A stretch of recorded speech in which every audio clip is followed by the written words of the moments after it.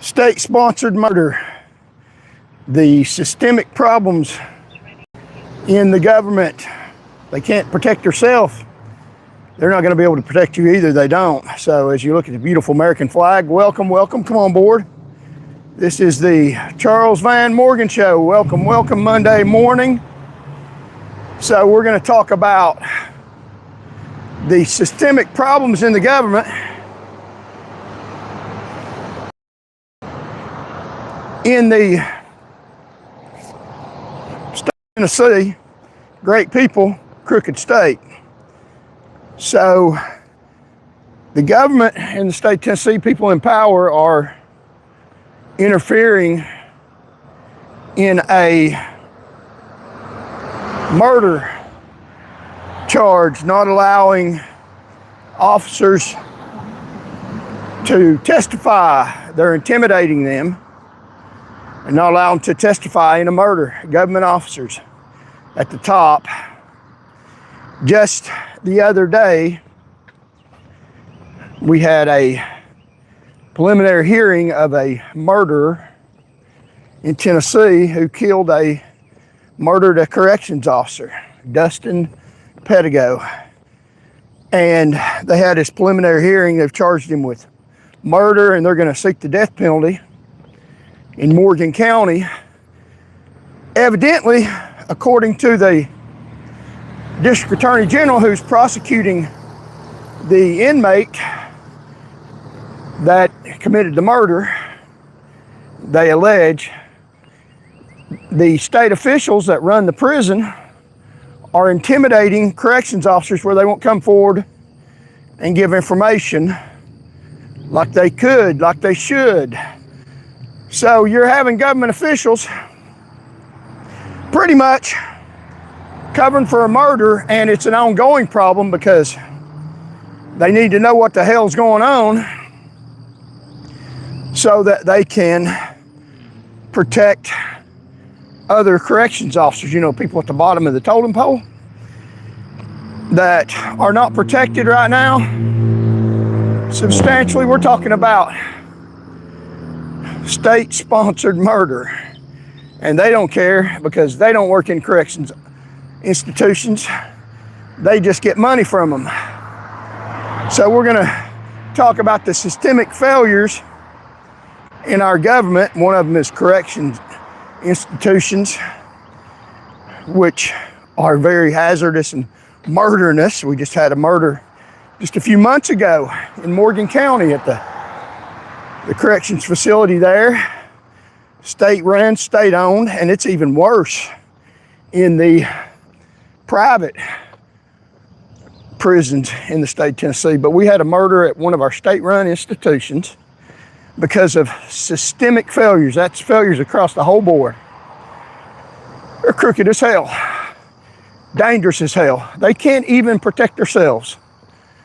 What part of that makes you think that they can protect you? They can't even protect themselves. And I know most people like me, a lot of people don't need or want the government to protect you. We'll protect ourselves, but there's people that are incarcerated that are in the government's hands. They have no choice in the matter, and they're setting up a situation where a lot of inmates are getting murdered, not just corrections officers. So it's a systemic failure in the government. So keep voting Democrat and Republican. Both of them are part of it. Both of them rake in the money from these private prison corporations. Both parties do. And both of them continue to maintain the systemic failure for us, not for the people at the top. And they make it impossible without losing your job, losing your income, losing your credibility to testify honestly and try to correct the problems. They don't care. And they intimidate employees into staying quiet about the systemic failures in our correction system in the state of Tennessee. So let's see how many people got on here. Welcome, welcome. Come on in. You're watching the Charles Van Morgan Show. Wow, almost getting up to 300 people. Like, share, comment, spread this message. You won't hear this anywhere else. truthful, blatant, honest, brutal truth about the government and how deceitful, and in this case, deadly they are. Deadly to even corrections officers. And they don't care about corrections officers at the bottom of the totem pole. I have talked to corrections officers, and they say that they treat them worse than inmates. They treat them like garbage, treat them like disposable trash. I'm talking about corrections officers at the Institute. And I'm not the only one saying this line of thought. The district attorney that's prosecuting a murder in Morgan County that killed a corrections officer because of systemic failures that's gone on for 13 years. I mean, you know, if you haven't done something for 13 years, you've known about it 13 years ago, it's not because you didn't have time. You know about it and you're not doing anything about it because you don't damn want to. And one of our corrections officers got murdered, and the district attorney said, you can watch it on the news, interviewed by the news media. I guess he let it slip out. He might be sorry that he said this, but he said that officers are afraid to come forward in the investigation.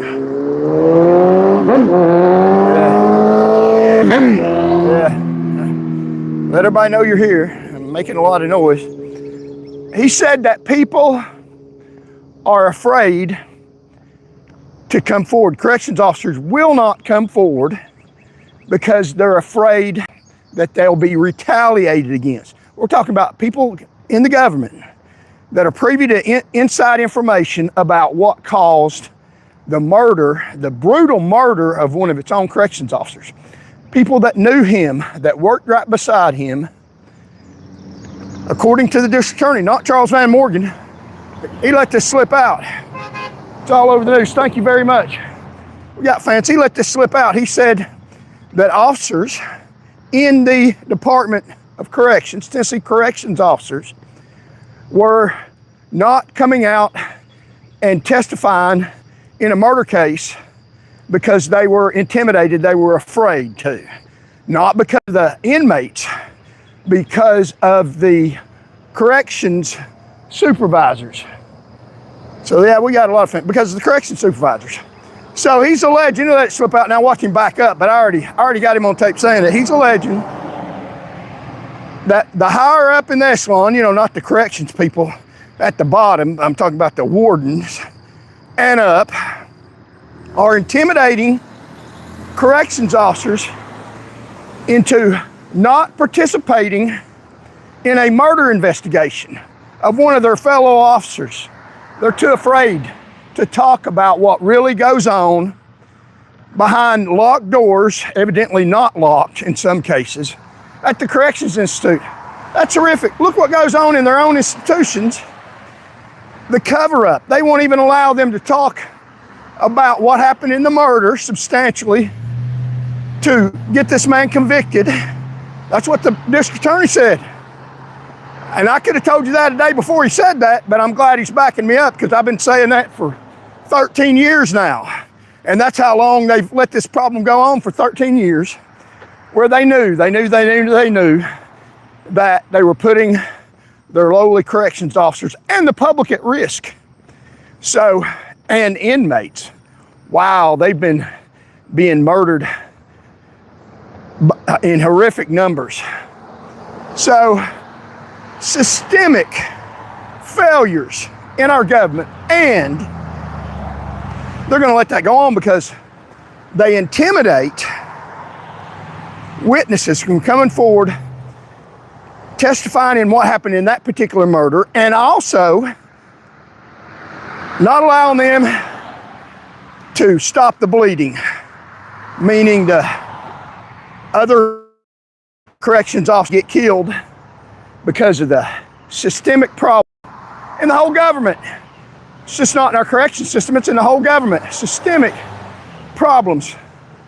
The government is in disarray. You can't trust them.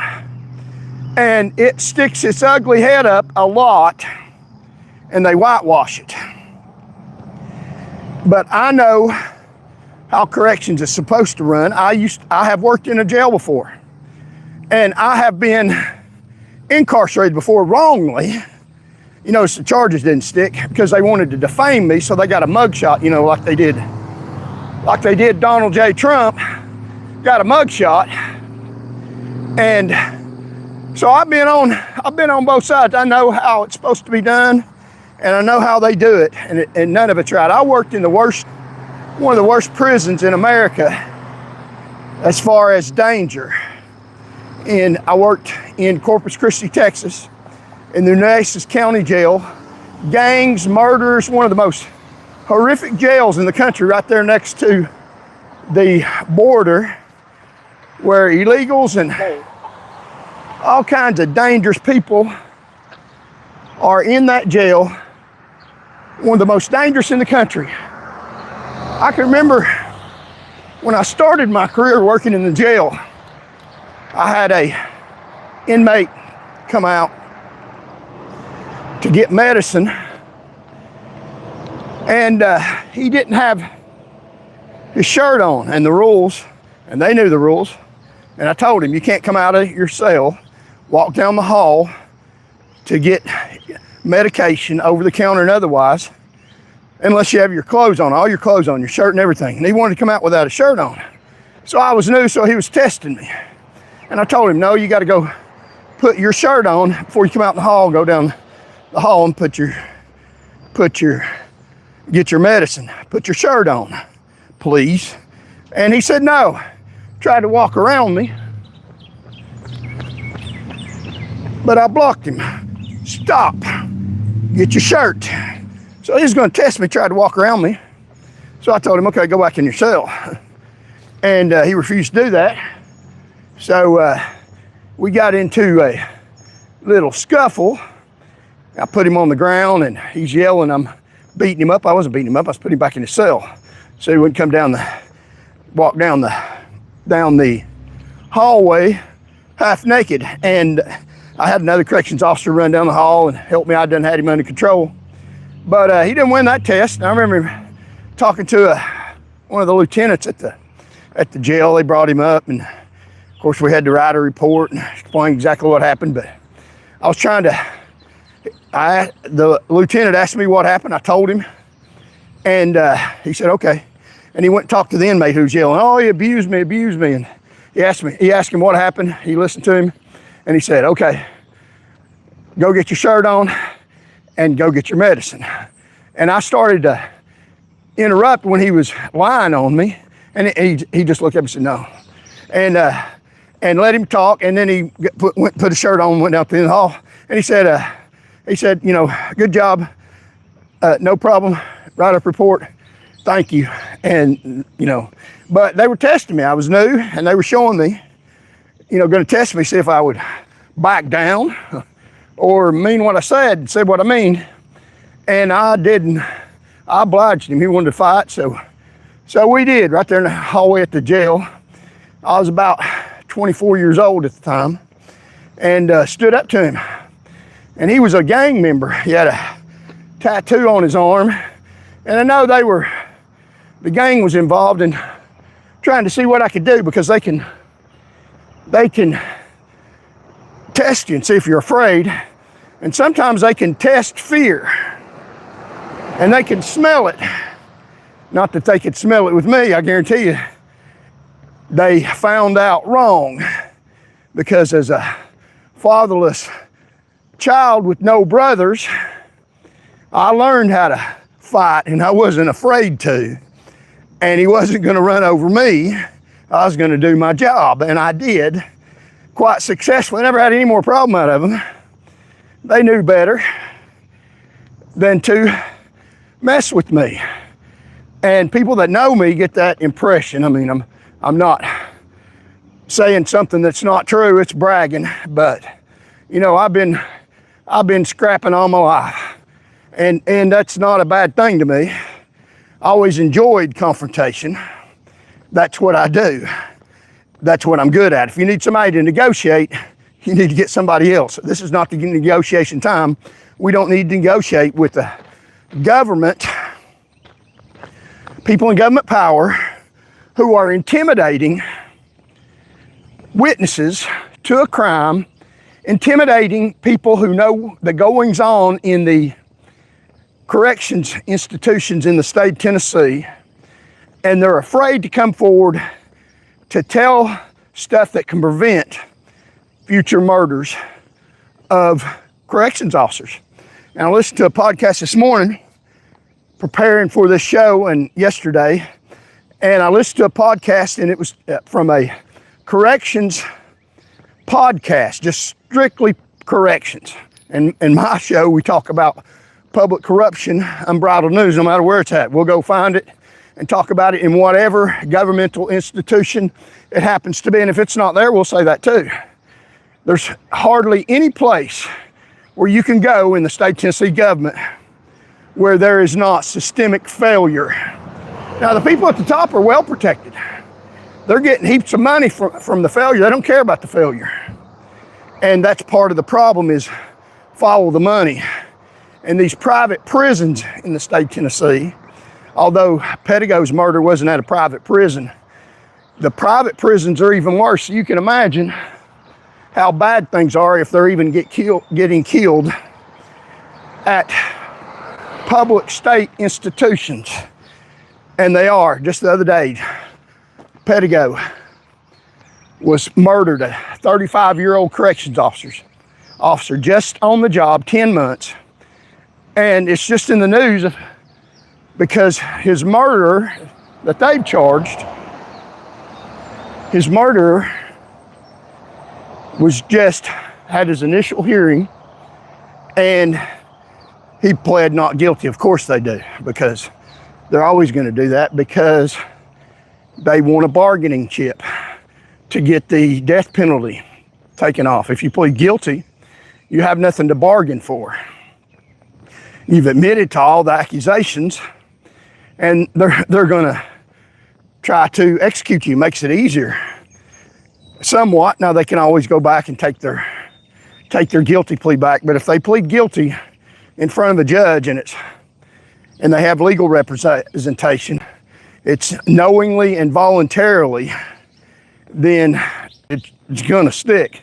So they make a big deal in the news that he pled not guilty. Of course, that's par for the program that they plead that. So, but they had his hearing about 10 days ago, his initial preliminary hearing in court in Morgan County, and it's all over the news.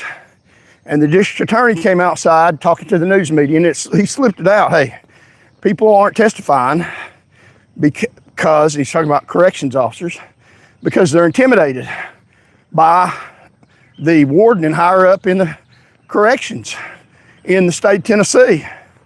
They didn't say directly the governor, but the governor's over corrections in the state of Tennessee. Wow. So we have a police pursuit going on right here. Wow, imagine that. A police pursuit. There you go. So there's another one. So yeah, they have in Knoxville City 2 county sheriff's officers.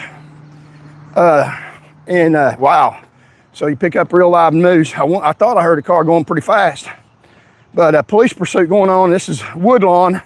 He's going on to Chapman Highway. If you're listening, going down Chapman Highway, then hello.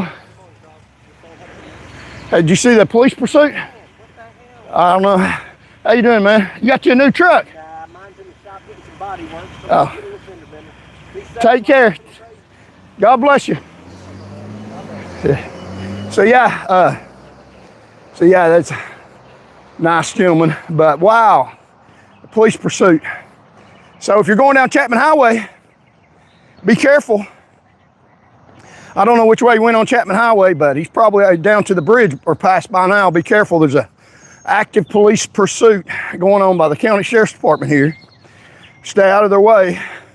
And also the city, not in pursuit, but following behind, in case they have a wreck in the city, and also to help if they do capture the person. So pursuits still happen. They can't let everybody go. So you've seen that live.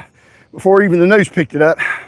I thought I heard a car going pretty fast, but I didn't know what was up, but wow. So that's a good thing to stay out of the damn road, so we'll find out later.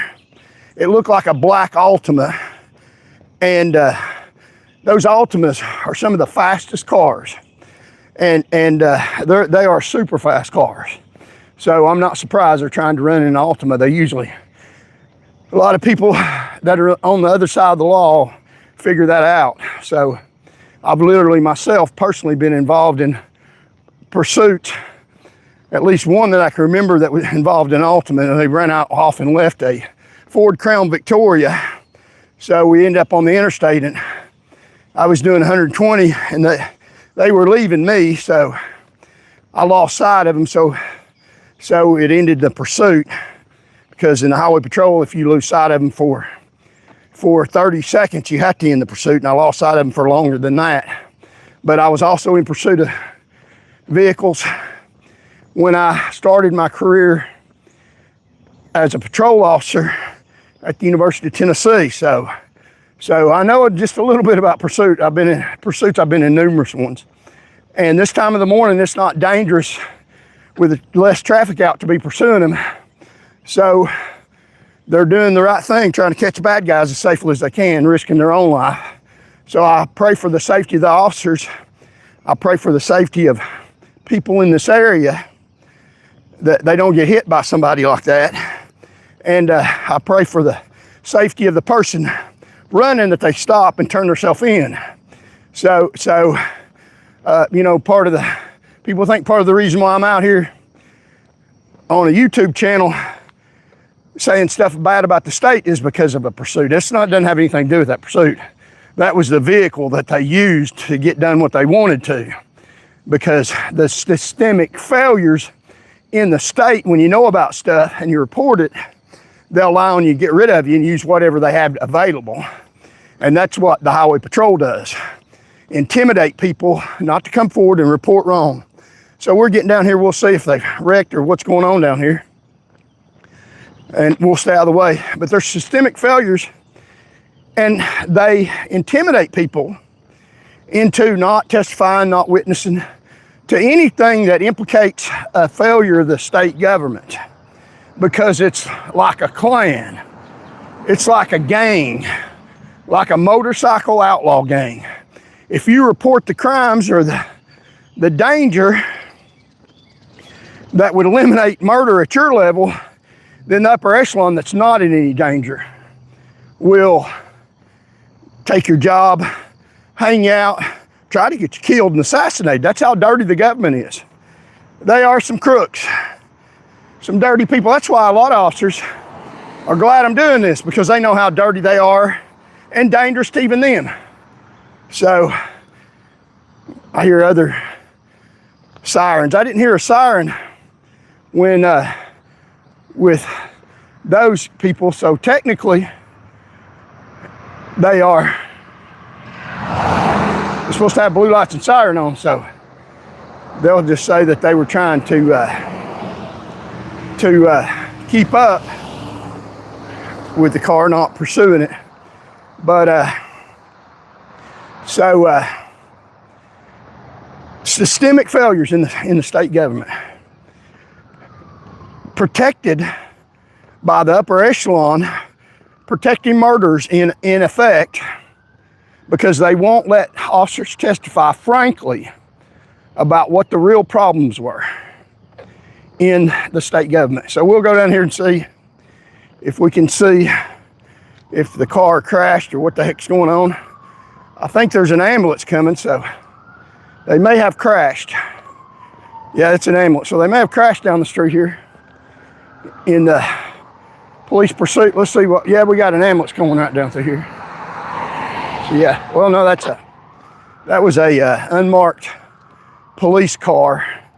So I don't know if they've made it or if they've hit another car going at that speed. Car pulls out in front of you and you're right up on it before you know what's going on.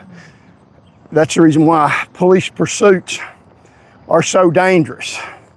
But you can't let everybody go that decides that they're not going to take a ticket and punch on the gas and you don't know if they've raped somebody, murdered somebody, got a body in the back seat, you don't know why they're running, it might be very seriously important for you to get them stopped, because you don't want them to continue doing whatever horrific crime they're doing, or they may just be wanting to get out of a ticket. You don't know. You don't have a clue. So you don't just let them go. You try a good faith effort to pursue them. And if it gets too dangerous, too much traffic out, then you call it off. They've got a whole litany of reasons to end a pursuit. And if the road conditions are clear, it's not raining, the roads are not wet, if there's not heavy traffic, you're not going through a school zone or going through a construction zone, it's not too dangerous for the public. They're always dangerous even for the public. Then you should continue to try to pursue them and get them stopped so that they can't continue to perpetrate their crime or get away from their crime. And so they are doing what they need to do. Now, I didn't hear any sirens on. So if I didn't, technically, they're not following the law. So they should probably, as a matter of fact, have their emergency equipment on. But I don't know. I'll have to rewind the tape, but I don't remember hearing sirens. So we're talking about systemic failures in the state government in Tennessee that caused a corrections officer's murder. And that's not the worst of it. That's not the worst of it. And I couldn't have told you better than the Attorney General in Morgan County coming right out to the news. Now, they didn't pick this up. They didn't say comment on it or expand on it at all. But the real story is not the murder. That's not the murder. They could have foreseen that coming. And that's not the story either, to me. And I'll tell you how I think about these things. You can think about however you want to. Horrific murder by a corrections officer. The story, and you don't have to listen to me. Listen to the Attorney General that charged the man with murder in his county in a corrections facility. He said out of the horse's mouth that there were corrections officers that refused to participate in the investigation because they were intimidated by management, by the warden and people in the upper echelon in the corrections institutions all across Tennessee. Now that's the story. That's the story. That's what needs to be expanded on. Now, he just slipped that out. I better go back up on it because he just uncovered a real systematic failure all across the board in all areas of Tennessee government. I don't know if he realized it. He said it, not me. I'll put the link on here that officers were intimidated, would not testify, refused to cooperate with the investigation because they were afraid they would be retaliated against by people in the upper echelon of the Corrections Institute, by the government in the state of Tennessee. Imagine that. Now, I could have told you that 13 years ago because that's what they do. They make an example out of anybody that participates in even legal testimony to try to prosecute somebody for murder, or even worse. That's already happened. That's already happened. That's a done deal. He's locked up anyway, even if he gets out of that murder. To participate in investigation to stop future murders of corrections officers, because the people in the government, the warden and above, and maybe some of the higher ranking officers lower than the warden, will retaliate against them if they report the truth to prevent future murders. Tell the whole story. They can't, they're not allowed to. If they do, hey, what happened here? You work here every day, what do you think are the true causes? The whole truth, nothing but the truth, so help your God, under oath. they're not allowed to do that. Because if they do, then their picture will be put on the front page of the paper in an instant forthcoming in the next few months, saying that they did something heinous, putting their picture in the paper saying they did something heinous to a young kid or something, so that they will be murdered. That's your state government. That's an intentional systemic corruption. That's intentional. So the murder is bad. That was a brutal murder because of a systemic failure in the system. That's bad. That's horrific. That's horrible that happened. I hate it for that man's family, Dustin Pettigo. May God help his family. Can you imagine? And my heart hurts. And I have a family and children, and God help the state hurt your children. And then not allow other people to participate in the investigation. How horrific is that? Now that is worse than the murder, because some other people in the future could get murdered ongoing, and that's already happened, and they're not allowed to help in the prosecution of the murder. He said it, the district attorney said it, come right out of his mouth. That's not me saying it.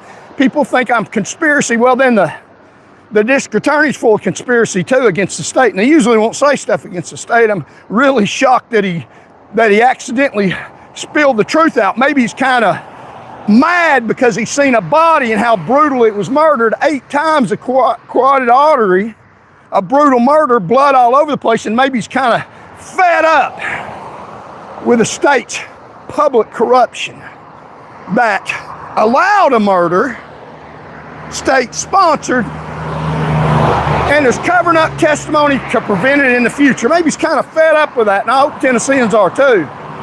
So I'm not the only one saying this conspiracy, if that's what it is, and I'm telling you it's not. It's not. Almost 500 people in here. Thank y'all very much. It is systemic.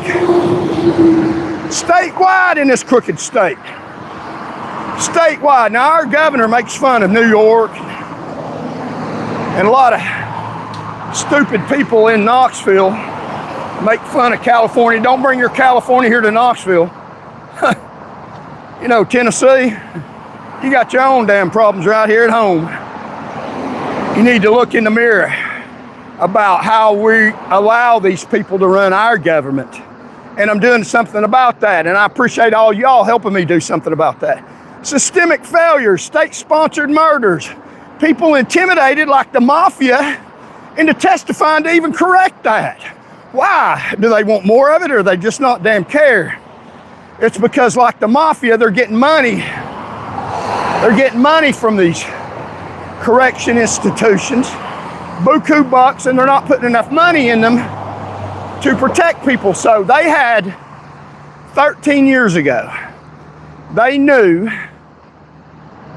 that the locking mechanism in the corrections in Morgan County was defective, that any inmate could unlock the door, rig it with a piece of paper by putting it in the lock and preventing it from locking.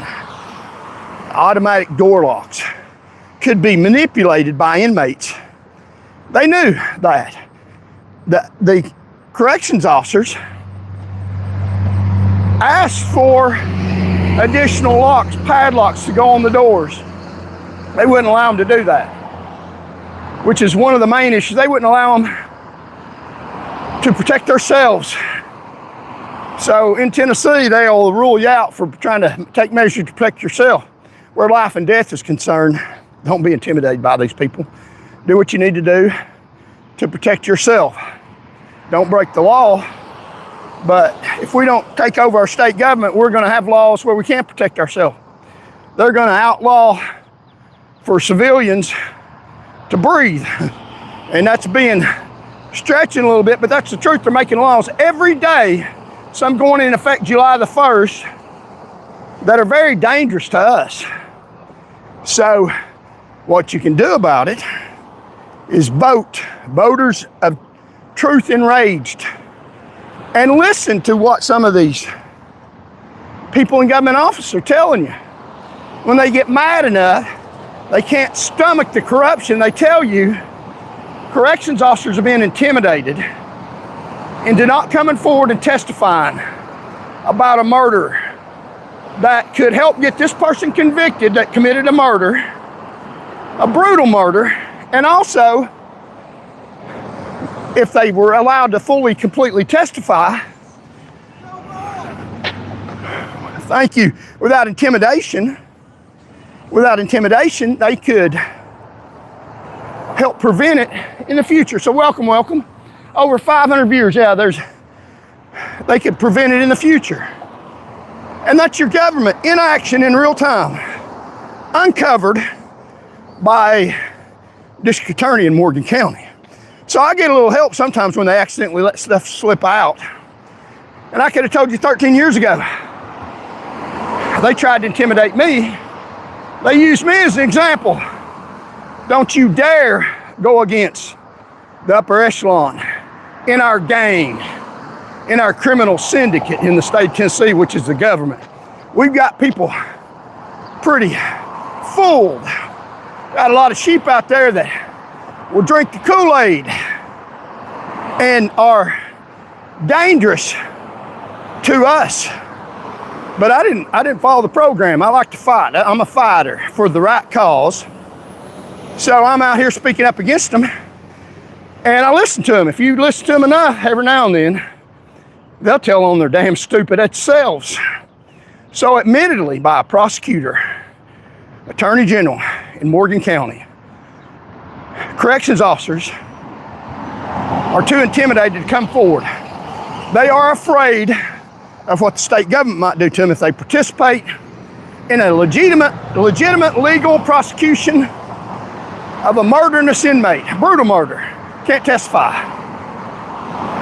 To get him prosecuted, can't testify to make sure that that doesn't happen again. A state representative showed up at the prison to do an audit to find out what the hell's going on. Now, unfortunately, they don't do that when an inmate's killed. But hear me loud and clear. God loves prisoners too. Read his book. God loves people that are held in chains too. Some of them justifiably, some of them not. But they're dying too. And state representatives don't go for them. But maybe they should, because they're getting killed at an alarming rate. We're going to talk about some facts.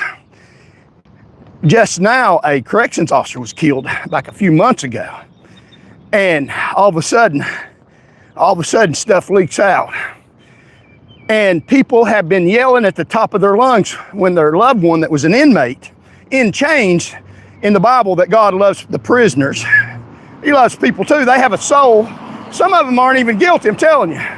They're not.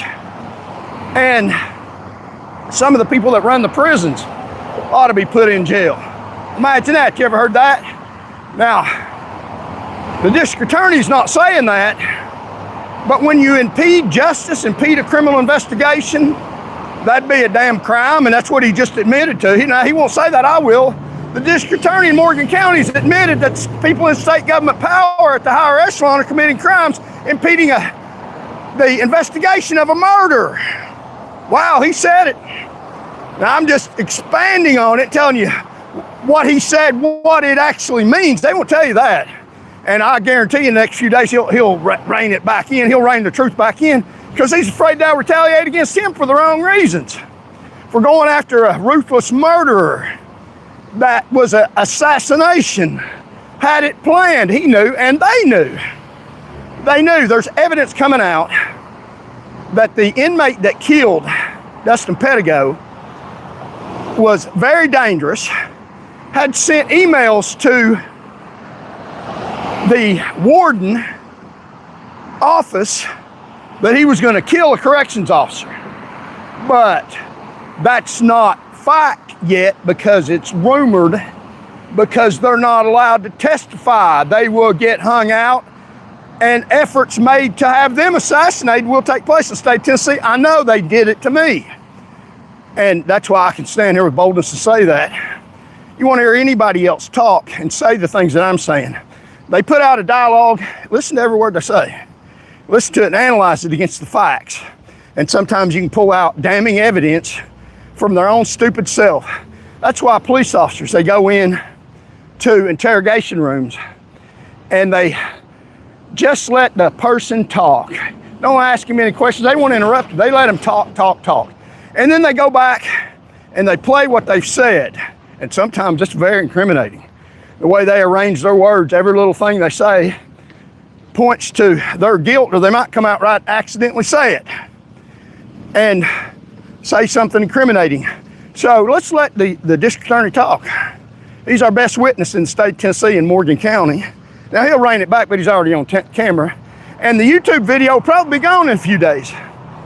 But he's admitted after the preliminary hearing that state corrections officers in the government won't come forward to testify. Well, it doesn't help Dustin Pettigo. That's too late for that. His family, his wife, and his father to get the murderer convicted, and also make sure by their testimony, find out what the systematic failures are, more than what we know, I guarantee you, to stop it from re-happening again. That's how dirty these people are in state government. It is intentional, systematic failure, like a criminal syndicate, criminal organization. That's what's going on in your government. Let them talk, they'll tell you. Now people say, I'm a conspiracy theorist. Well, listen to them. They give you my evidence. I don't have to tell you that corrections officers are afraid to testify. The district attorney in the government is telling you that right now. I'm just pointing out what he said. I'm telling you what I think about it. I just told you what I think about it. You can think about whatever you want to. But that's what he said, and I think it's because the government operates like a gang, a club, like a criminal syndicate against Tennesseans and against you. That sponsors murder and covers it up after the fact. And our warden runs around and acts like he is concerned about corrections officers. He's even put out a video since that murder telling corrections officers to act professionally. That's a little warning to me. That's the way I read it. Act professional. You know, the way we tell you to say what we tell you to do, the professionalism that we tell you, which is not to narc on us. That's the professionalism that he's talking about.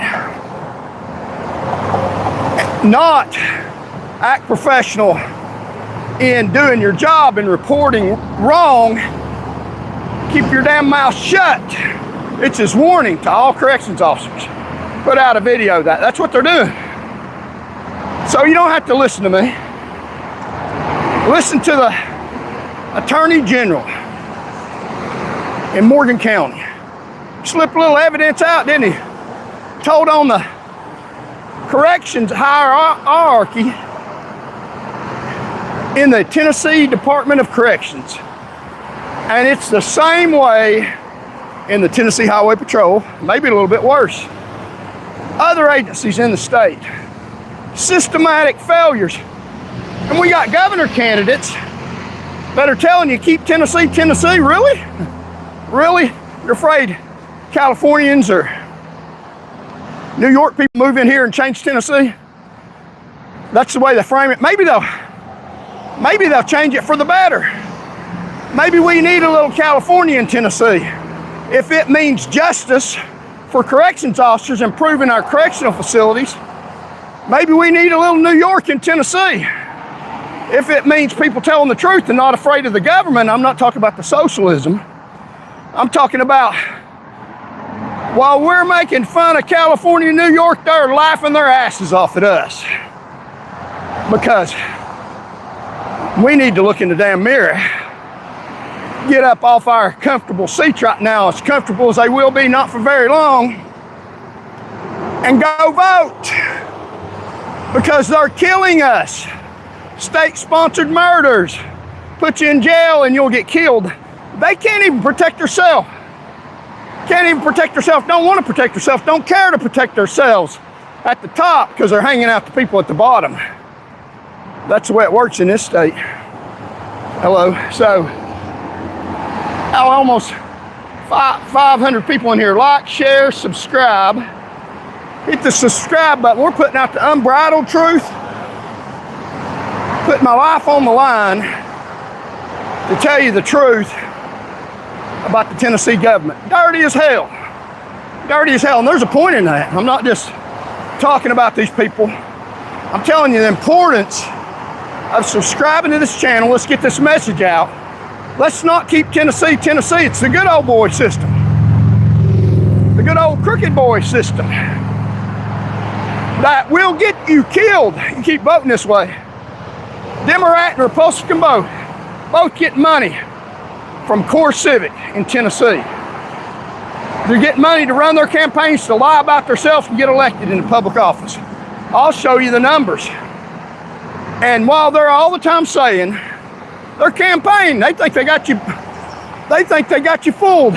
Keep Tennessee, Tennessee, more murders in prisons, corrections officers and inmates, more deaths, more intimidation techniques. I know a Tennessee state trooper who complained about public corruption in the Highway Patrol. He made a complaint through their procedure about sexual harassment in the Tennessee Highway Patrol. Sure enough, a few months later, he's fired. And they tried to defend that he had made a meritless complaint.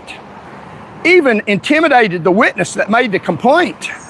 2 witnesses that made the complaint to him. He had 2 witnesses that made the complaint to him that a secretary at the Tennessee Highway Patrol post here in Knoxville was being sexually harassed by the administrative lieutenant. And he reported it through the procedure, not to other people around. He reported it through the procedure to Deborah Martin, the person assigned attorney to receive complaints to the Department of Safety. Now, they didn't investigate the complaint. They ran a little rogue investigation to figure out how they could frame the complainer and cover up for the upper echelon brass. And intimidated the witness, the lady that was being sexually harassed, intimidated her. You want to keep your job? You sit here and be sexually harassed. Don't you dare ever tell anybody else. And the other trooper that complained intimidated him into saying, well, I really didn't say that to that trooper. When he did, he knows he did. So both of them kept their job, and the one that actually did what the general order says they're supposed to do got fired, and everybody knew what it was about. Everybody knew what it was about. It was about don't tell on the upper brass. Don't report the warden if it was in the corrections. Don't report the hierarchy over you, even if they're involved in a murder. We'll never know what happened under the administrations, even if Republicans or Democrats get back in power. We'll never know what happened. The district attorney, I'll say it again, has admitted that corrections officers inside the government that have pertinent information are intimidated into testifying and correcting the situation and knowing what actually really happened. They're intimidated. They won't let them talk truthfully about a murder of one of their own brothers. They're too scared to do that. And I have personally talked to several corrections officers, unnamed, they're afraid to come forward. Some still on the job, and they've said they treat them worse than prisoners, like dirt. Overwork them hours over their scheduled work time. Treat them like dirt. And still on the job, won't tell me who they are. I'm not putting out their names because I don't want them to get retaliated against. Other now retired corrections officers tell you the same thing, how dirty and crooked, not the corrections officers are, the brothers at the bottom. Dustin Pettigo from Records was a good man. He wouldn't even kill a spider. According to his wife, he'd pick it up, have it picked up, take it outside. Wouldn't even kill a spider. Very good man, out for good. He was taking classes and learning how to counsel these people. getting educated, brutally murdered because the correction system by Governor Bill Lee, set up by him, allowed a murder they knew about for 13 years and is now trying to cover it up. Now he's trying to cover up the murder. Wow, amazing. So we got almost 400 people in here. Thank y'all so very much for showing up. We're going to give you names, dates, places, and times. Over 500 people. So we should have 500 likes and 500 subscribers in here. Putting the truth out about the dirty state government in the crooked state of Tennessee. About the cover-up. They won't let you know what happened because they know it'll incriminate them. So if they're not allowing people to testify,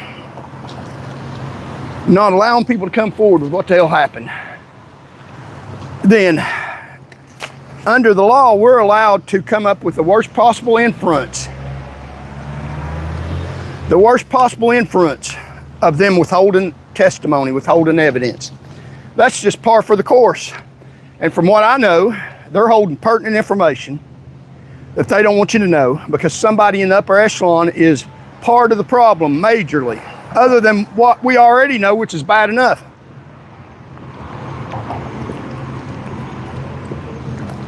And I'm not exploiting this. I'm not exploiting this. The district attorney got fed up in Morgan County and is exploiting it, justifiably. So there's two witnesses here, me and the district attorney in Morgan County. And we're gonna give you names, dates, and places and times and tell you how horrific this systematic failure all across the board, fundamental failure in your correction system in the state of Tennessee, covers up a murder of a good man trying to go to work, make a living for his family, his wife. And we'll talk about previous cases. So like, share, comment, and subscribe. Hit the subscribe button. And also, if you can't contribute, help me get this message out. So, a guard alone in the dark behind a door the state knew was broken for 13 freaking years, and he didn't know it. Covered it up from him. February 24, 2026, solo door check at 11 p.m. Ronald Steed sprung his own lock, waited, ambushed him. 8 stab wounds to the neck, so he was intentionally trying to get that carotid artery to bleed out. A senator watched the footage, called it an assassination. It was. On the night of February 26, 24, 2026, and about 10 days ago, they had the initial court hearing of the defendant. 35-year-old corrections officer Dustin Pettigo was walking a tier along the Morgan County Correctional Complex. He was doing a routine check of the cell doors. He thought was secure. He thought the heavy steel between him and convicted violent offenders was locked. He was wrong. Waiting behind one of the doors was Reginald Steed, an inmate serving 27 years for aggravated assault, attempted manslaughter. Still didn't need a high-tech tool to escape his cell. He defeated the lock, stepped into the dark, and ambushed Pettigo. Dustin Pettigo was stabbed 8 times in the neck with a handmade shank. A wound to his carotid artery bled out within 2 hours. The state senator watched the surveillance footage and called it assassination. But here's the real horror story behind this, is that the state is intimidating witnesses to protect themselves. Also, lesser, the state knew and could have prevented it, but they're not even preventing it in the future. That's the story nobody will tell you, is the intimidation of corrections officers. They can't participate in helping a murder suspect get convicted, tell the truth freely under oath, and they can't participate in testifying to make sure all the evidence is out there to prevent it from happening in the future. Now that's the story. So we got over 500 people. God bless y'all. Thank y'all. They won't tell you that. Only Charles Van Morgan, it puts me at risk, but they've already put me at risk. And you don't see it working. They taken my job, put me in jail, filed fake civil papers against me, and I'm not going away. They don't understand the mentality of a fighter.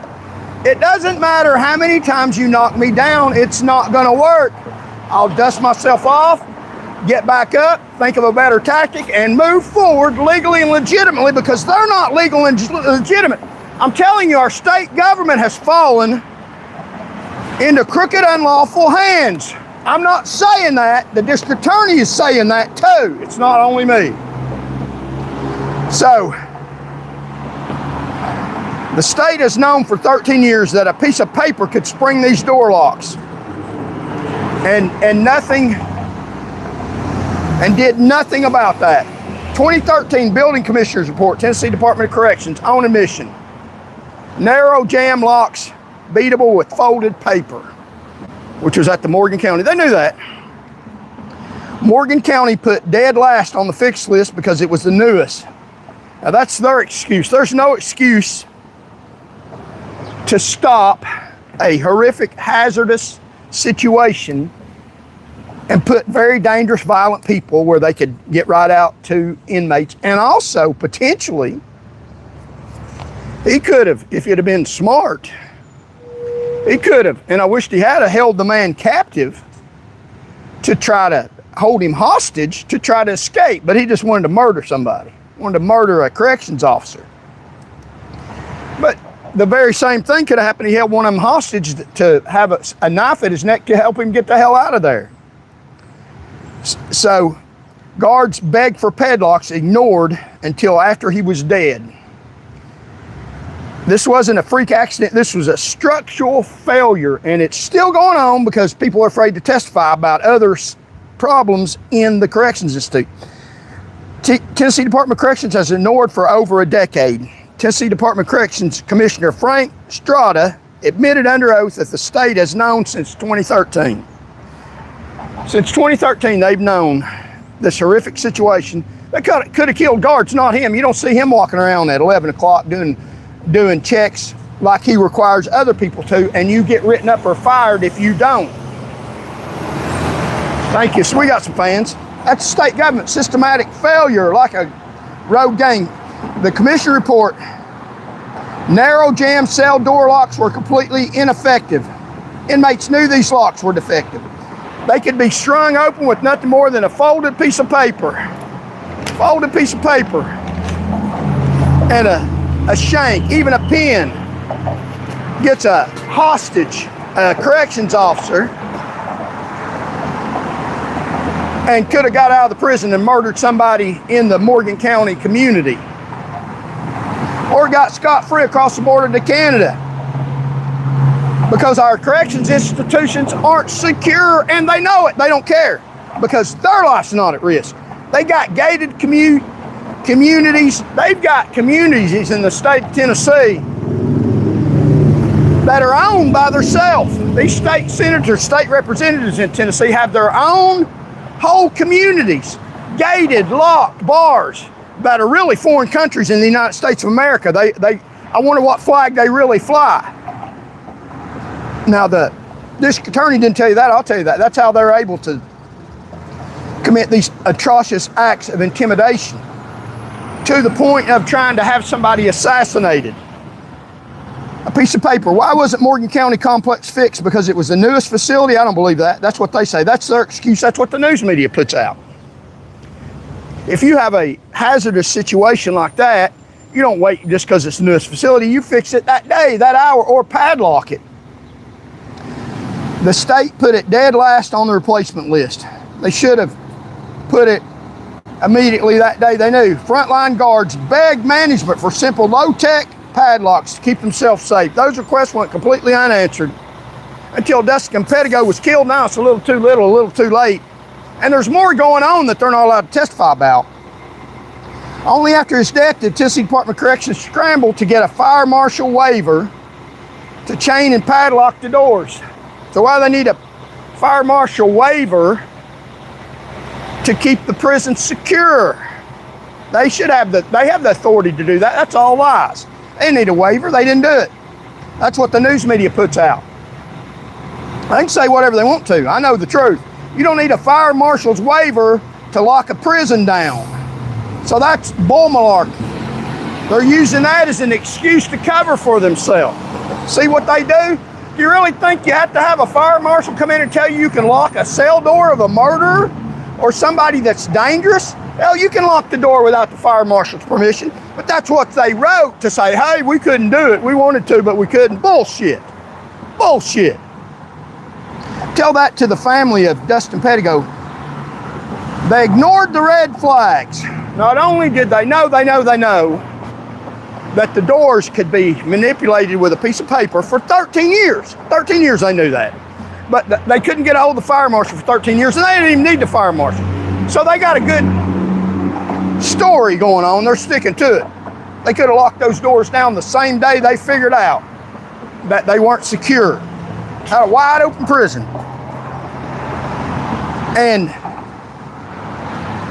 he threatened to kill a guard, got moved to less restricted unit anyway. So the defendant that's accused of this threatened to kill a guard. So that's two things. They knew that the doors weren't secure. They knew inmates knew.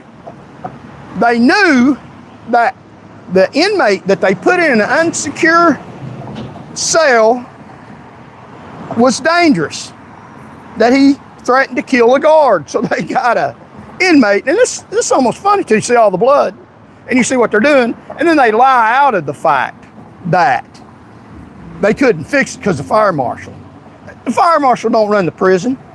The state runs the prisons, and they could have fixed it that day, and they moved into a less restricted unit, so they knew that the doors weren't secure.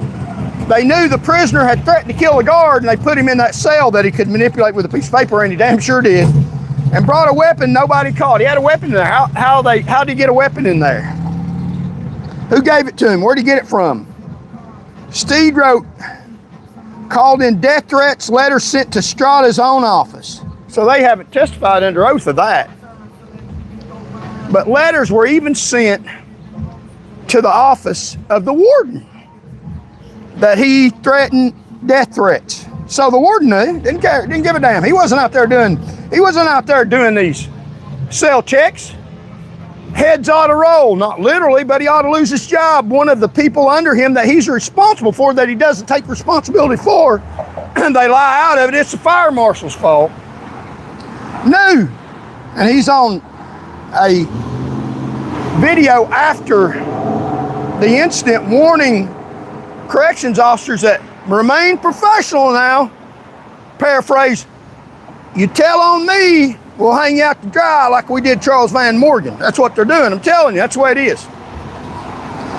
Steed moved down in security level right before the attack, shank in hand. 17 misconduct violations. The family says officials first denied existing. So they moved him to a less, the offender to a less secure, unsecure cell after they knew he'd made threats and had 17 misconduct violations, telling his family, well, we didn't have no idea that he had previous misconduct. Knew he had 17. Existed before they moved him to an unsecure cell. D.A. Johnson opened a TBI probe into witness intimidation of staff afraid to talk. So he's got a TBI investigation. Now he's going to have a hard time backing this up, but he will. Wait and see, I think. He'll say, well, I don't know anything about witness intimidation, and this is the first I've heard about it. And that's what they've done before. They said, we don't know anything about evidence being released to the news media. But they have a TBI probe with a case complaint number that says witness intimidation impeding his investigation. So they got a complaint number, and that's the complaint. It's about witness intimidation. In my particular case, getting me fired, hanging me out for reporting dangerous incidents in the Tennessee Highway Patrol, they said the same thing. Bill Gibbons, the prosecutor for Shelby County, who went on to be the commissioner of the Department of Safety, they had a complaint number with the file trying to find out what happened to evidence in my case. And the former district attorney in Shelby County that probably lied about hundreds of cases down there said that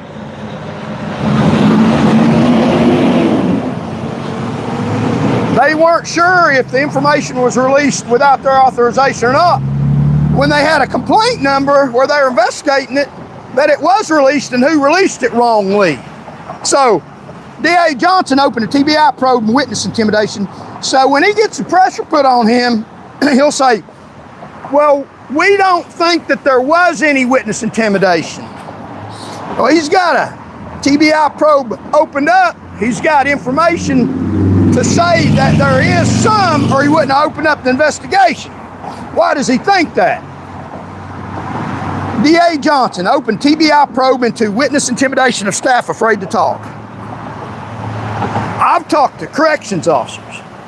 They're afraid of as hell of losing their jobs if they cooperate with the government in a legitimate criminal investigation involving a murder of one of their own. Now, isn't that wicked and corrupt as hell? Who's the government protecting? Not you. Protecting the upper echelon. Ken Pettigo, Dustin's father. If you've known about it this long, why didn't you do something? Simple, basic stuff. You don't have to be a genius to figure some of this stuff out.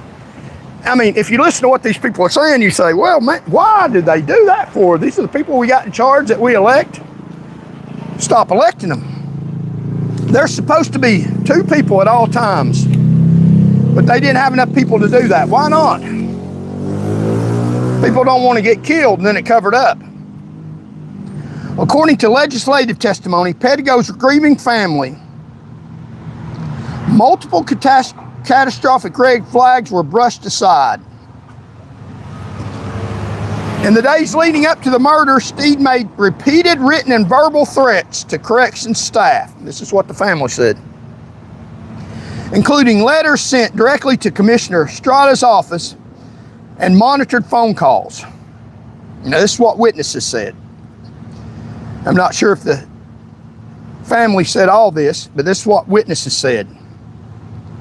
Including letters sent directly to Commissioner Strada's office and monitored phone calls. So they knew he was saying this. Strada later claimed he didn't know about them until after the fact.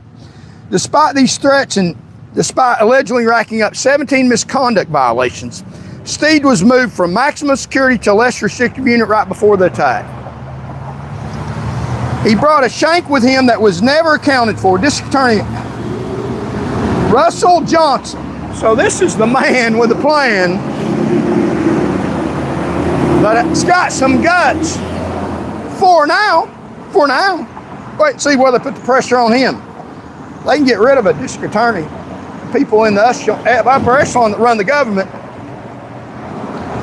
District Attorney Russell Johnson has launched an independent TBI investigation because of current and former prison employees are terrified. Look what they did to me. Terrified. I didn't do anything wrong. I reported wrong in the highway patrol that was dangerous for me and others prior to that pursuit. It had nothing to do with it. They used that. Somebody died. We can blow this up and make him look responsible, although he's in a legitimate legal pursuit, followed all Department of Safety policies. Somebody's dead, the public will be out for blood. Let's hang him out with this. That's what they did. That's what they'll do to any employee that testifies. Now, you'll hear in the next near future, unless they listen to this, corrections officers being fired. It has nothing to do with what they're being alleged of. Some of them be accused of bringing drugs in. They didn't bring drugs in. They reported something about this, and they're accused of that. Or they'll be accused of all kinds of dastardly deeds. That's what the government does when they want to shut you up. They pick somebody and accuse them of horrific things, put their picture all over the paper, want somebody to kill them, and show other people, hey, you seen what happened to that corrections officer, and they know what it's about. And I'm not the only one saying this. Attorney General says this in the state of Tennessee. Attorney Russell Johnson launched an independent TBI investigation because current former employees are terrified. So he's already said that they're terrified, reporting witness intimidation and retaliation from TODC brash for trying to speak out about safety hazards. So he's already said this. He's already stepped in knee deep in some stuff that's true about the brass in the Tennessee Department of Corrections. That's the same way systemic failure. You think that's only corrections? It's the Highway Patrol. It's the Department of Agriculture. It's the department that fixes your roads. Knee deep in corruption, and it's about the money. Follow the money. Sounds familiar, doesn't it? So if I'm spreading a conspiracy theory, the Attorney General in Morgan County damn sure spreading it too, under the authority of the weight of law, and having TBI investigate it. And will TBI fully investigate it? TBI is the one that does lab tests that already lied to you about 600 0 on drug tests. When they were pushed about it, they come up with 2,500 more. So will we really get a legitimate investigation by TBI? I kind of doubt it. I kind of doubt it. Systemic failures. You can't trust people in government power. If you think I'm a conspiracy theorist or somebody holding a grudge or mad or angry, I'm not, then why is the district attorney, Russell Johnson, saying the same thing I've been saying for 13 years? Maybe he's seen a body with blood all over the place and he's fed up and he don't want to cover for the state anymore. Well, let's see how long that lasts. The staffing crisis. He's alone that night because Tennessee prisons are running on empty and it's cheaper to fix than overtime they're paying. So they could save tax money by hiring enough corrections officers. December 23rd, audit, 30% security staff vacancy rate state prisons, 30% understaffed.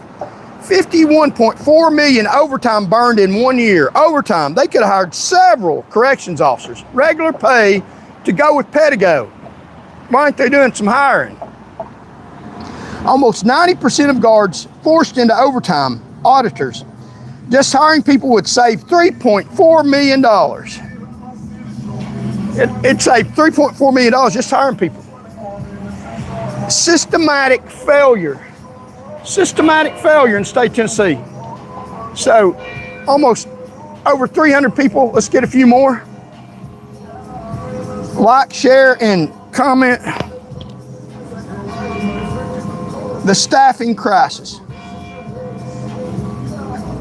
He was alone that night because Tennessee prisons are running on empty and it's just cheaper to fix than the overtime they're paying. So Dustin Pedigo was working that pod entirely alone. Why? Because Tennessee prison system is hollowed out by massive staffing crisis. Nobody wants to work for them lying bunch of criminal syndicate. A December 2023 comptroller audit exposed a 30% security staff vacancy rate in state-run prisons. Thank you. To cover up the gaps, the state burned $51.4 million in overtime in a single year, forcing corrections officers to work exhausted, facing these inmates that are well rested, sleeping in a cell, waiting to assassinate them from doors that won't lock. An impossible situation. Nearly 90% of the guards were forced to work grueling overtime hours. Ironically, auditors found that simply hiring full-time guards to fill the vacancies would have saved $3.4 million. So, systematic failure. The private prison war zone, Core Civic. Now that's a state-run prison. It gets worse. If a state prisons are bad, Core Civic's a war zone, and the governor calls them a very important partner. And the governor candidates are saying, keep Tennessee, Tennessee. Just step over the bodies, keep it that way. That's all right, it's just a corrections officer. That's all right, that's just a civilian. That's all right, that's just you or your friends or family or neighbors. You ain't up here in upper class that's running this, has our own cities our own gated communities, with probably our own damn flag calling another country, and infiltrated Tennessee.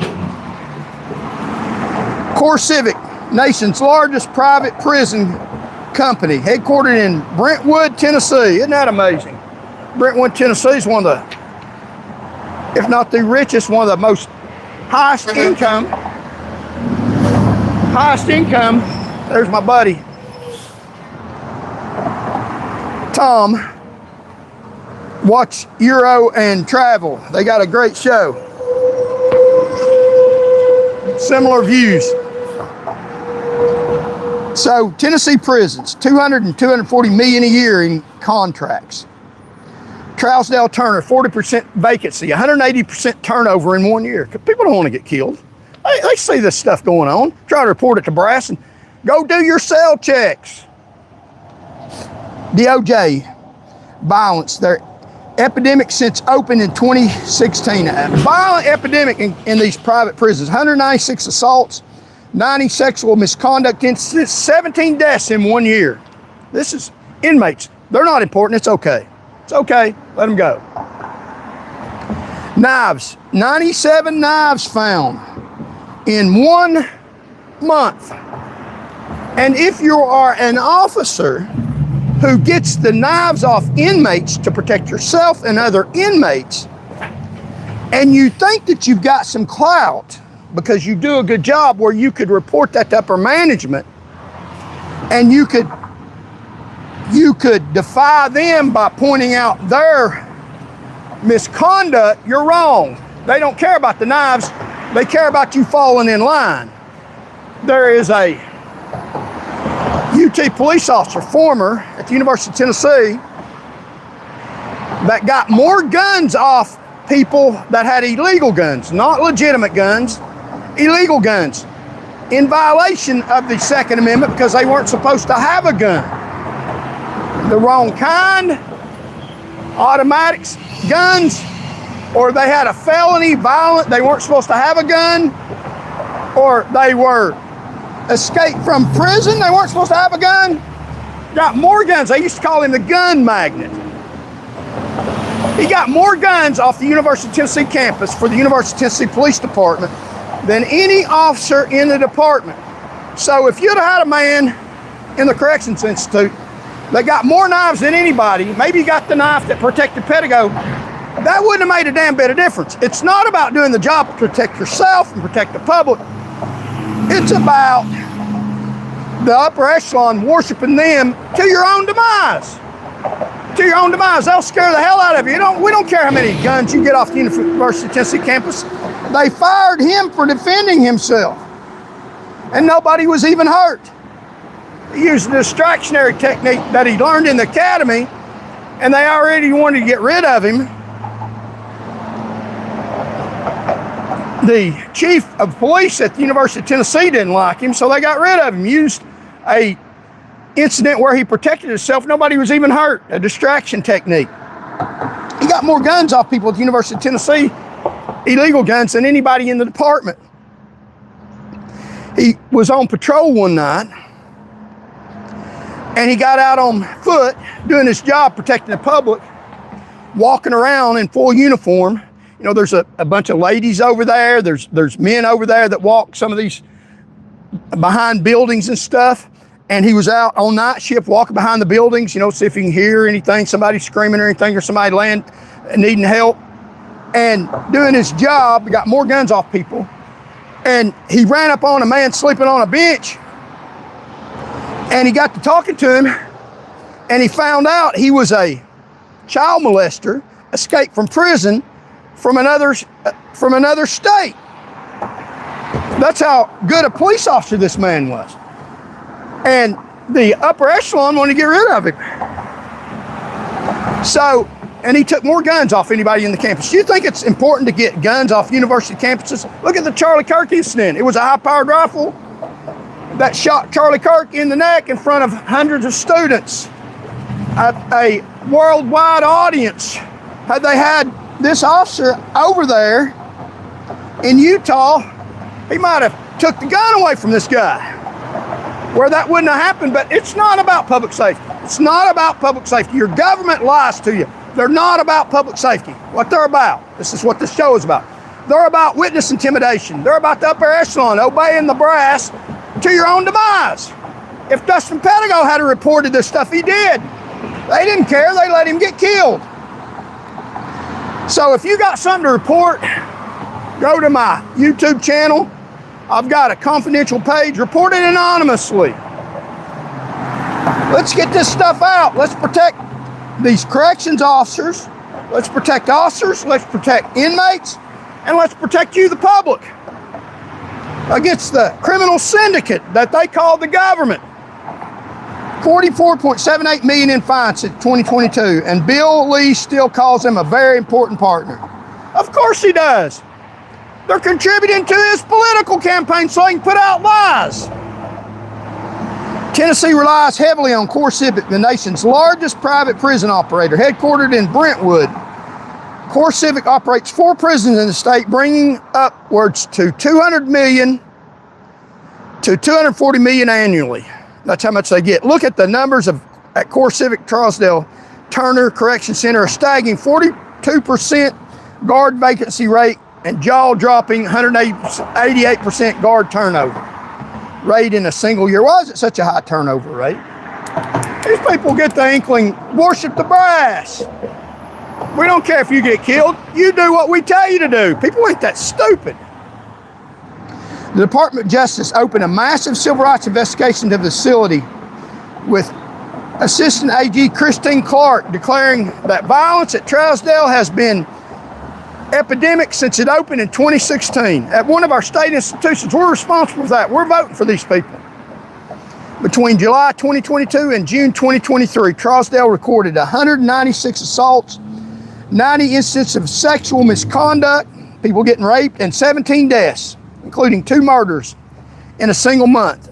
Guards found 97 knives, $44.78 million in liquidated damage and fines since 2022 for contract failures. Governor Bill Lee calls him a very important partner. And the $7.78 million in fines goes back to the state, unless they have to pay them. So they don't care to fine them and keep opening them. So let's find out why this is going on. Follow the money. Follow the money. Why the loyalty company fined $44 million? Here's why.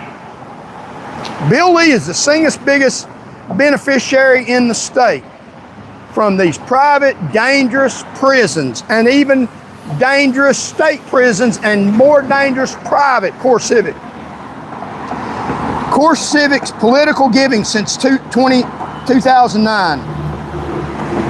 Hundreds of thousands of dollars. Bill Lee got $69,000 from CoreCivic. Of course he brags on them. They're padding his billfold. They're padding his message to tell everybody we run the best state in the United States of America. That's what he said in his State of the Union lie.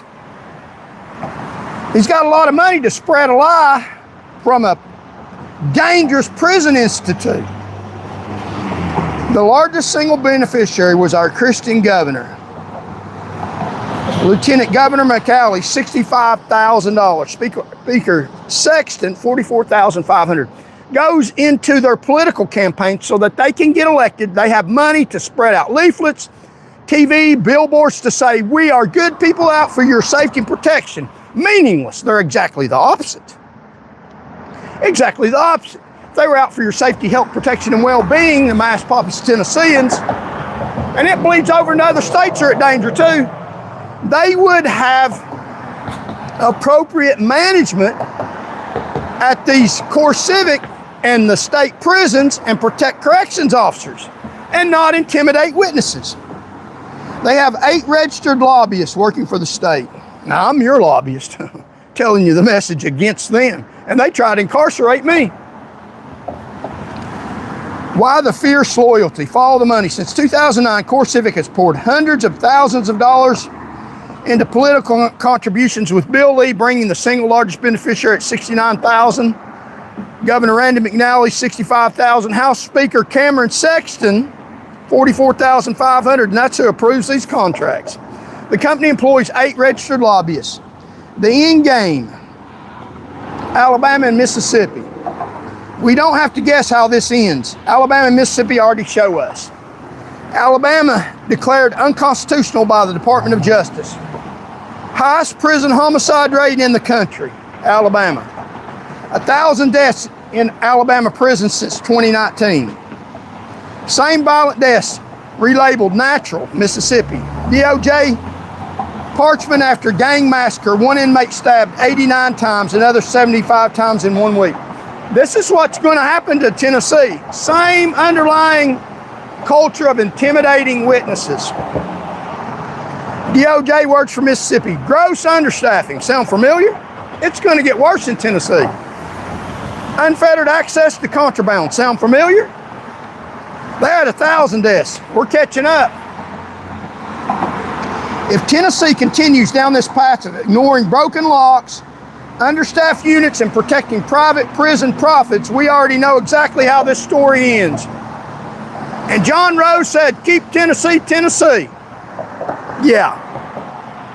All the candidates are in public office now. What the hell are they doing? What the hell are they doing? Saying keep it the same, making fun of California. Laughing all the way to the bank, these people in public office. While poor corrections officers that wouldn't kill a spider get taken away from their families. And their families are mad as hell, and I don't blame them. And even the district attorney in Morgan County has gotten sickened and disgusted at this stuff, seeing a body in a brutal manner murdered intentionally. The state knowing, and he's uncovered witness intimidation, and he's bringing it to the forefront. Let's see how long that'll last. I could have told you that 13 years ago. I'm not giving up. We're not relenting. We're getting more and more accurate. We already know exactly how this story ends. We just have to look at neighbors. Alabama was declared completely unconstitutional by the Department of Justice. It holds the highest prison homicide rate in the nation, 8 times the national average. Over 1,000 people have died in Alabama prison since 2019, and the state has resorted to misclassifying violent murders as natural deaths to hide the blood. So do you think that Tennessee will not misclassify an inmate murder as a natural death, given that they are already, according to a district attorney, intimidating government corrections officer witnesses? I think they absolutely would. They already damn do, if you ask me. In Mississippi, the Department of Justice seized control of Parchman Penitentiary after horrific gang violence in a single week. One inmate was stabbed 89 times, another 75 times. The DOJ cited gross understaffing and unfettered access to contraband. Wow, it's Tennessee. And a culture of witness intimidation, covering up a murder, something serious. This isn't about somebody getting some drugs come in that got high a little while that wasn't supposed to. This is about a brutal murder they're covering up. The exact same red flags we're seeing in Tennessee today. So don't be surprised. Don't be surprised. Y'all, almost over 100 people. Thank y'all so very much. Like, share, and subscribe. And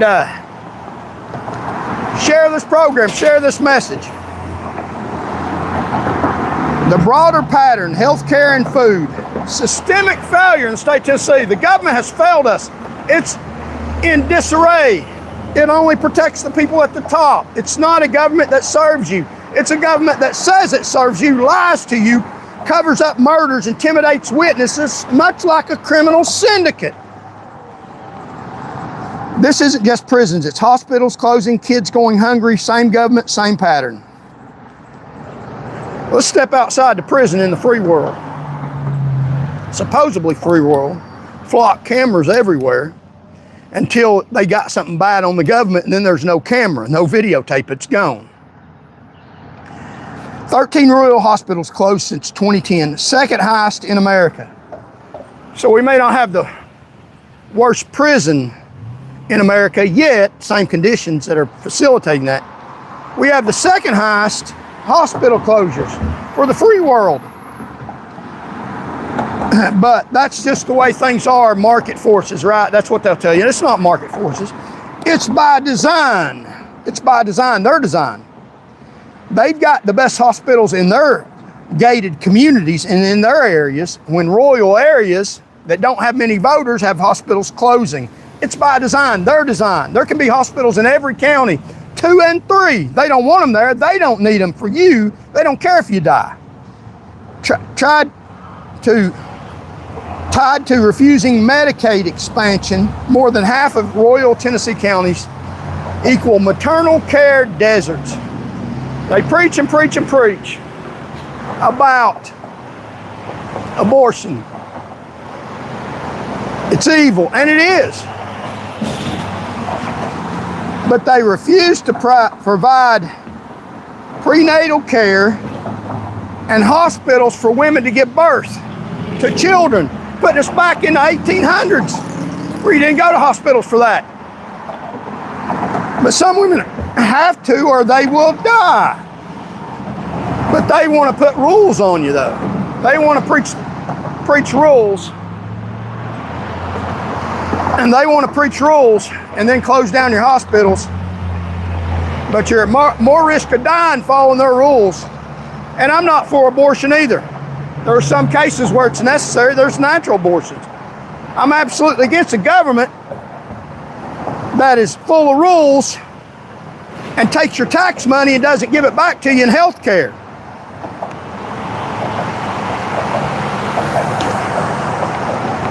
The cost of health care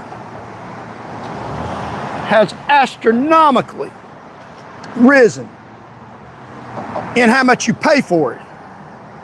But the cost of health care has astronomically lowered. It costs less nowadays to go to a hospital, to have more medical care done. It costs less than it did 10, 20 years ago. It costs less to do the same procedures now, but it costs more now out of your pocketbook.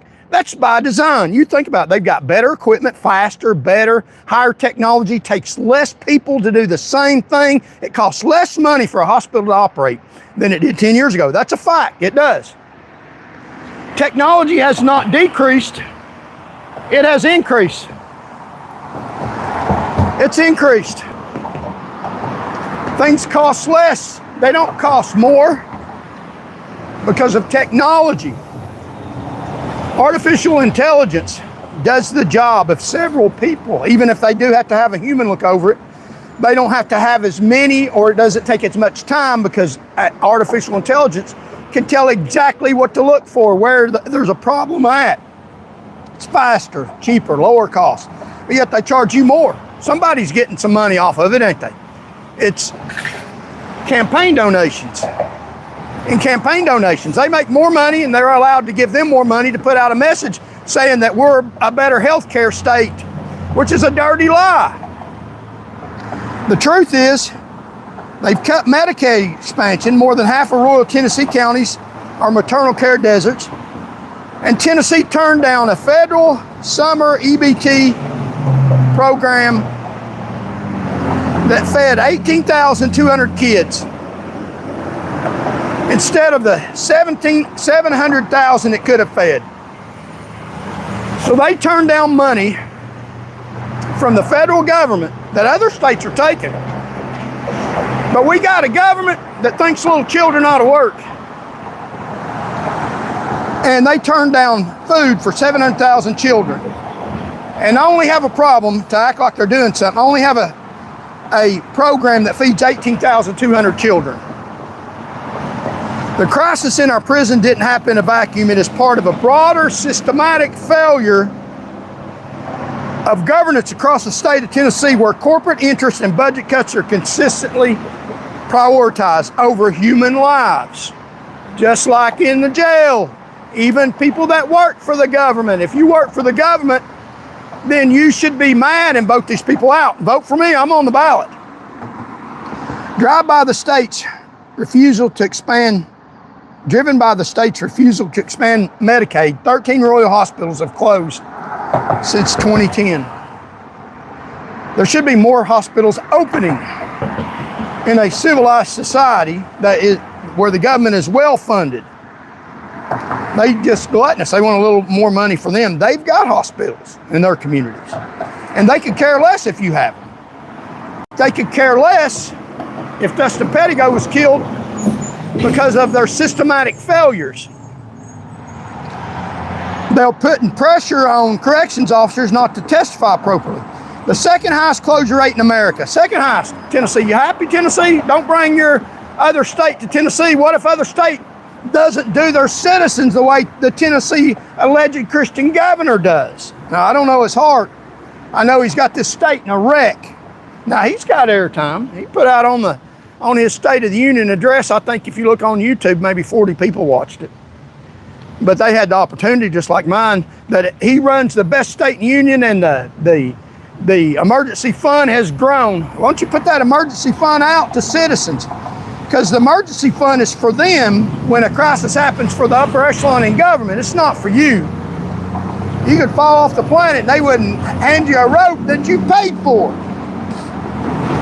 More than half of rural Tennessee counties are now maternal care deserts where women cannot safely deliver a baby. Fact. Did he mention that in the State of the Union address? State of the state. Tennessee intentionally turned down federal funding for the summer EBT program, opting to spend $3 million to feed just 18,200 rather than accepting federal funds that we pay federal tax dollars. Our government blocked our own money from coming back to the state of Tennessee. That would have helped the economy, and that would have fed, more importantly, 700,000 hungry children. And if you don't think there's hungry children in this state, I can't help you. Can't help you. If you don't think that the state is intimidating witnesses, the prosecutor in Morgan County agrees with me. I said this before him. You have to see children starving before you believe it and what the state's doing. What comes next? Executing Steed, the murderer, doesn't fix the system that handed him the weapon. It does provide justice for the family. Make sure you don't do it again. Here's what to watch. TBI report. Will it name the whistleblower intimidation? I doubt it. I doubt it. What will it name the ones on the whistleblower intimidation? Will lawmakers restore the oversight committee that killed in 2011 to save $850,000? They had an oversight in the prisons, but they ended the oversight, saved $850,000. Could have saved Pettigo's life, but his life wasn't worth $1 or $850,000. His life was worth more than $850,000. Does CoreCivic contract get renewed or finally canceled? Dustin Pettigo wanted to go into corrections to help people rebuild their lives. He believed in respect, consistency, and duty. He was left alone in the dark with a lock the state knew was broken for 13 years. That wasn't just a murder, it was a failure of state government. And that's what they did. 17 deaths at Trousdale, 2 murders, witness intimidation,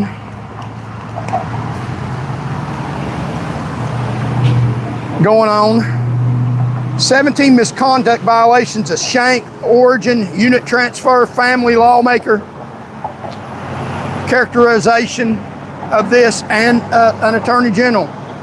Confirmed by the attorney general and witnesses I've talked to. So, I want to speak, quite frankly and bluntly, to detractors of mine. And this is important stuff here about a lot of people jump on the bandwagon. They think I'm a victim. Jump on the bandwagon to try to run me down. Like they think that they're doing some good and they're gonna do me some damage. Well, I've been at this for just a few years and I know what the hell I'm doing. And for people on here, and they post stuff all the time, and I don't even pay any attention, but I want to thank them for helping my YouTube channel. People that are saying bad stuff about me. No, this is because I want you to understand And even the KPD lieutenant, who I was trying to thank for his service, started trying to run me down because they don't like what I'm saying. I'm just telling you the truth about things. It's not defamation. It's not inciting intimate lawless action. I'm encouraging people to vote and telling you why you need to vote. Catastrophic failure that might kill you or a family or friend you have in jail, or one of these inmates is eventually going to get out and maybe kill people in that area for your own damn safety. So, there's some fans. So people that are posting bad stuff about me, I know you're on here, just listen to how stupid you are. I probably shouldn't say this because maybe you might get some sense and stop, but hey, it's all right with me if you don't. But thank you for making me a star and blowing up this channel. The detractors, people saying bad stuff, they are. So, you want to talk about me good, talk louder, get your friends to talk too. Every comment, and there's even a Reddit thread about me, every whisper campaign you run, you're not hurting me. You're not. You're building my platform for me for free. I'm talking about people in here that are running me down. Thank you so very much. And I got somebody on here, man, he writes stuff every damn day. Oh, it just bothers me. Thank you. Thank you so much. You damn fool. I mean, I'm just telling you the way it is. Now, he probably won't comment now, which will hurt me, but you got to have a little fun. I'm going to make fun of him because he's probably so stupid he can't even understand this concept. I've been doing this a long time. My whole life, I've been a fighter. I'm a warrior. I'm a fighter. I'm telling you, I'm not stupid like you. You're very stupid because you don't have any sense about tactics and military and political combat. So I'm about to educate you, and I know you're too stupid to grasp this concept, but let me tell you, maybe other people that like me will understand this basic, simple concept. Keep talking bad about me. Do it louder and more. You're a big help. Thank you very much. Every whisper campaign you run, you're not hurting me. You're building my platform. Not costing me a damn thing. I don't have the money of these big political people because they get it by exploiting you. I'm not willing to exploit people. My life was spent in government service protecting lives and property. That didn't matter to the state, you see, and it didn't matter to people that are trying to testify on Dustin Pettigo's behalf. They're being intimidated. There's a complaint about that right now. You should be very concerned about that. That's the story today. And you're trying to intimidate me. I'm telling you it's not going to work. It didn't work with the state. It's not going to work with your little pea brain. So keep doing it because you're helping me. I didn't ask for this spotlight. I didn't. It is a political military strategy. Believe it or not. Well thought of before I was ever born. I was out doing my job alone at night for 18 years protecting people who never knew my name. More lives saved than any trooper in the state for more than half a decade when I was in DUI enforcement.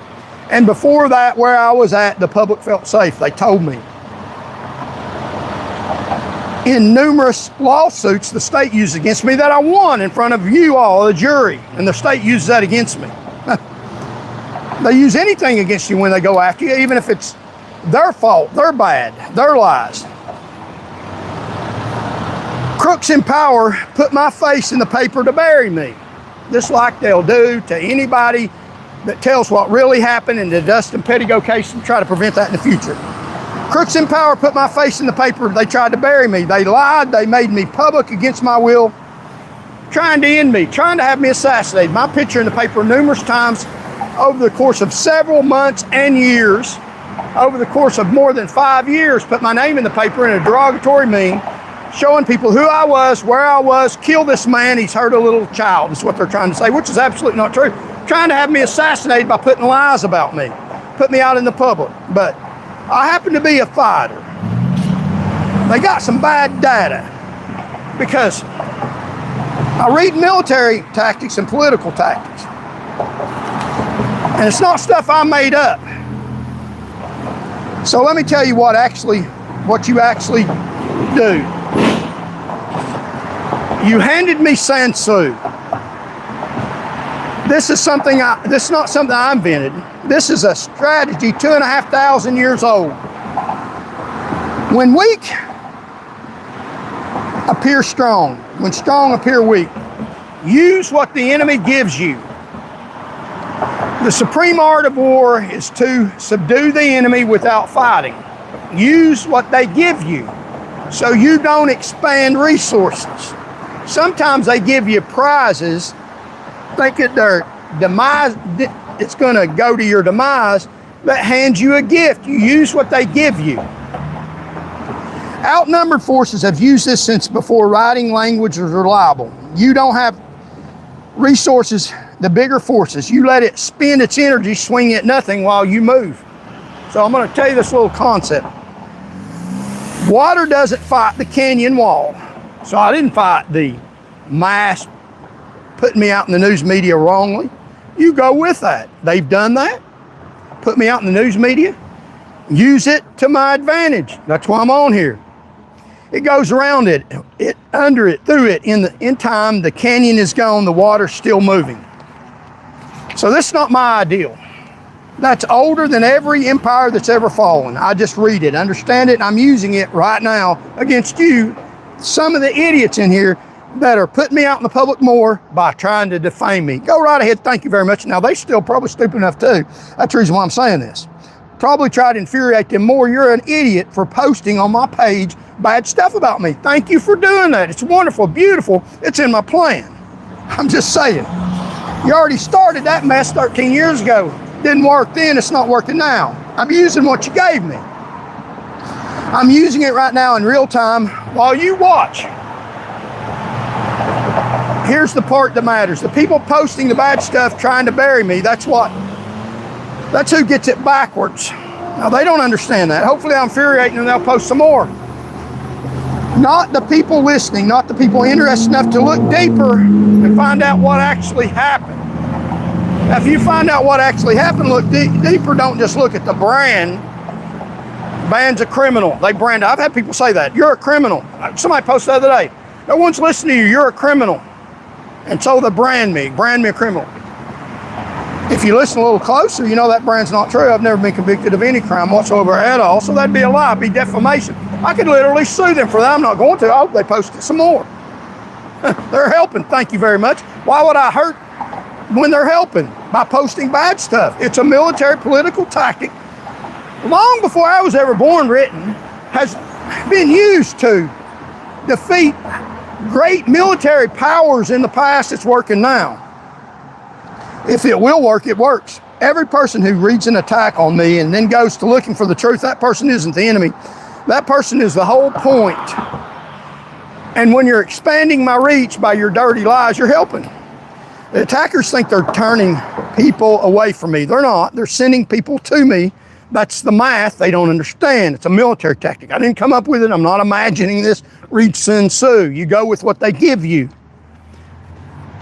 I'm not ahead of you because I'm smarter than you. I'm ahead of you because I planned for you before you open your stupid mouth. First sign of resistance, jump up, fire. That's predictable. Predictable is beatable. I get on here, say stuff they don't like, and they jump up and try to smear me. It's easy as peasy, easy to do that. And that's what they're doing. And they think, oh, we're shooting him dead. No, you're expanding my reach, dumbasses. And if you're posting good stuff, you're helping my reach too. So keep firing. I planned for that round already. You're not fighting me. You're fighting a strategy that's outlasted every government that ever tried to bury someone the way you're trying to bury me.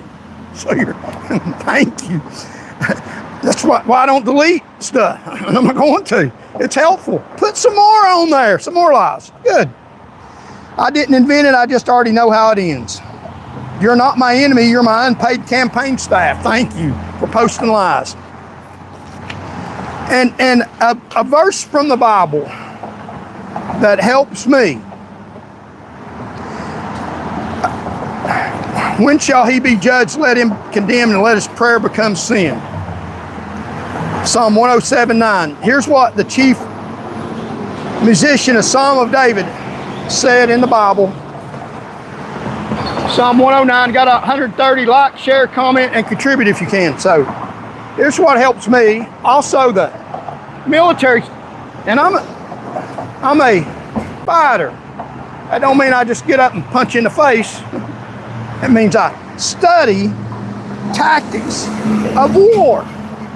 not of violent war. Some of them transfer to peaceful political politics, but I study this stuff. I have all my life. Very successful at it. I didn't get a scratch on me, arrested more people that night by myself than anybody in the state.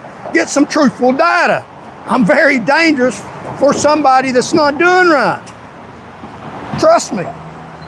Look at the data, but you won't. You're stupid. You think you can just jump up and shoot me down. It's not going to work. It hasn't worked in 13 years. It's not going to work now. But keep at it. Thank you very much for trying to destroy me. You're helping. It's like water. You go where you're given. You're giving me public attention. Thank you so very much. Psalm 109. To the chief musician, a psalm of David. Hold not thy peace, O God, my praise. For the mouth of the wicked and the mouth of the deceitful are open against me. They have spoken against me with lying tongue. They compass me about also with words of hatred and fight against me without a cause. For my love they are my adversaries, but I give myself unto prayer. The most important tactic that I have is more than Sansu. Although that's very helpful, and this is what I'm describing to you, is my faith in the Lord Jesus Christ. I ask Him to forgive me and come into my heart, and my trust and belief in prayer. Even when I don't understand things, I pray about them. God's got me. God's in control. You're not going to take Van Morgan down. No weapon formed against me is going to prosper.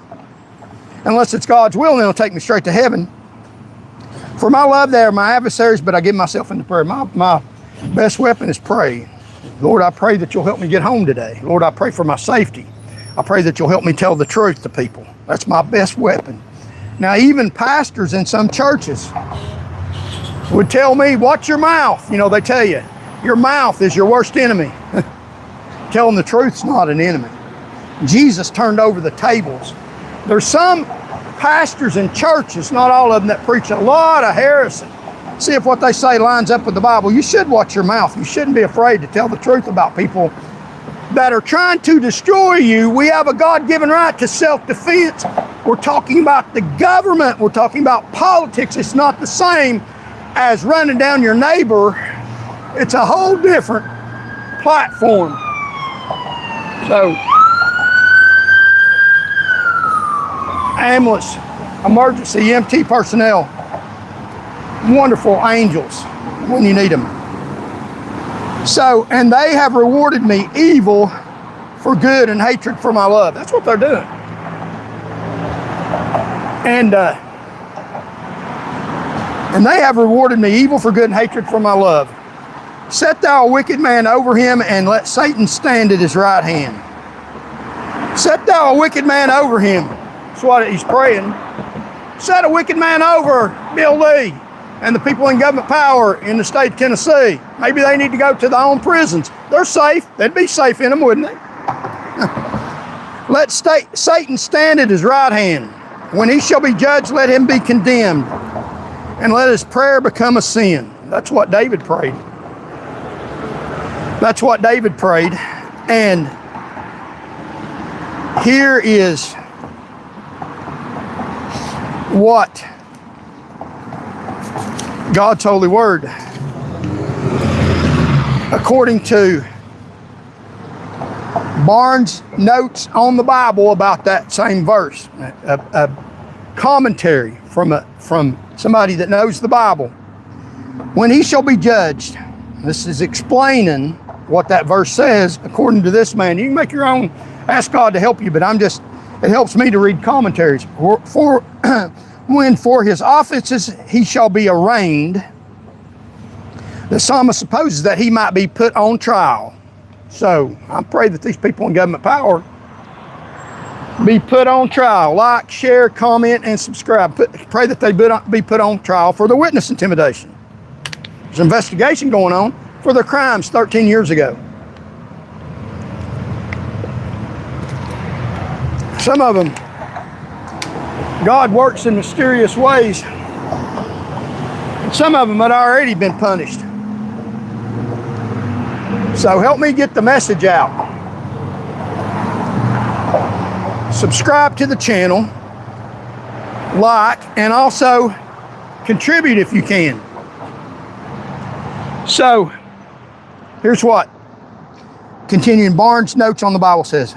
The psalmist supposes that that he might be put on trial, he seems to suppose that this would be.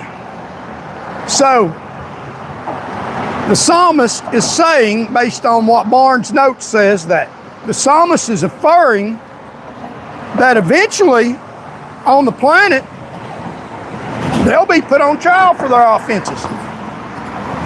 That they're not getting away with this. That God's on the psalmist's side of the wrongdoer. That they will face a trial on the planet for this. This is what Barnes says. When he shall be judged. When he shall be judged. So he's saying he's going to go on trial for this. He's not getting away with it. When for his offenses he shall be arraigned.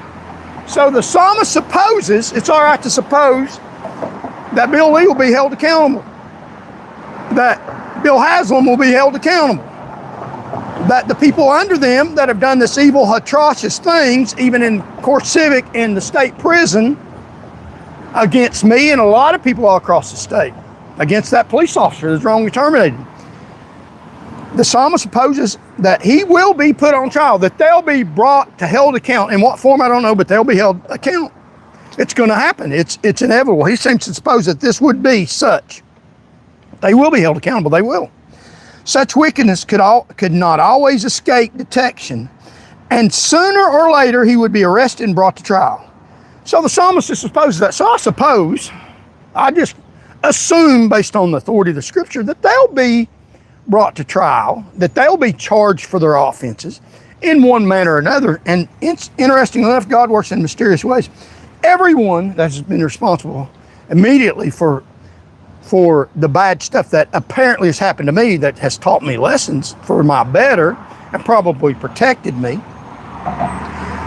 The Bible says that God will make all things turn out good. Doesn't work together for good. Doesn't mean all things are good. But interestingly enough, everyone that was directly responsible for the bad things that happened to me, left me some scars, has had some bad stuff, really bad stuff directly related to what they did to me happen to them. One of them's dead. Two of them got hit by cars. One of them a truck. So, God works in mysterious ways. So the psalmist assumes that they'll be charged for what they've done, and they will be. When this should occur, the psalmist prays that justice might be done. So he's just assuming they're going to be brought to justice, and he's praying that justice will be done, that he might be condemned as he ought to be.